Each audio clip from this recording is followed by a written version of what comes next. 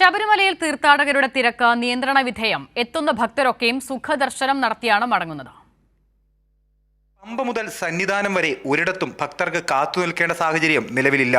സന്നിധാനത്ത് ഭക്തരുടെ എണ്ണം കുറയുന്നതനുസരിച്ച് നിലയ്ക്കലിൽ നിന്നും പമ്പയിൽ നിന്നും കൂടുതൽ ഭക്തരെ സന്നിധാനത്തേക്ക് കടത്തിവിടും.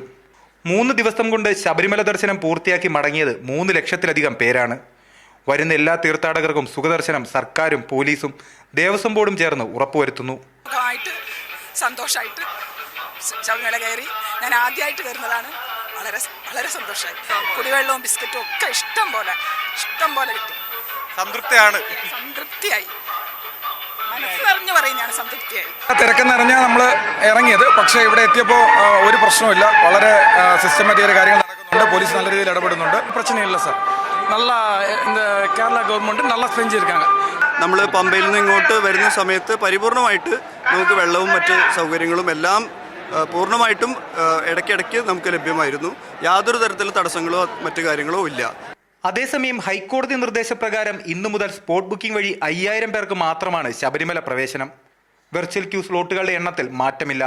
70,000 പേർക്ക് പ്രവേശനം അനുവദിക്കും. ഇന്നു മുതൽ തിങ്കളാഴ്ച വരെ ദിവസം 75,000 പേർക്കാവും സന്നിധാനത്തേക്ക് ദിനംപ്രതി പ്രവേശനം അനുവദിക്കുക. മല ചവിട്ടിയെത്തുന്ന ഓരോ ഭക്തർക്കും സുഖദർശനം ഉറപ്പാണ്. അതിനുള്ള എല്ലാ സൗകര്യങ്ങളും സർക്കാരും ദേവസ്വം ബോർഡും പോലീസും ചേർന്ന് ഒരുക്കിക്കഴിഞ്ഞു. കൈരളി ന്യൂസ്, സന്നിധാനം.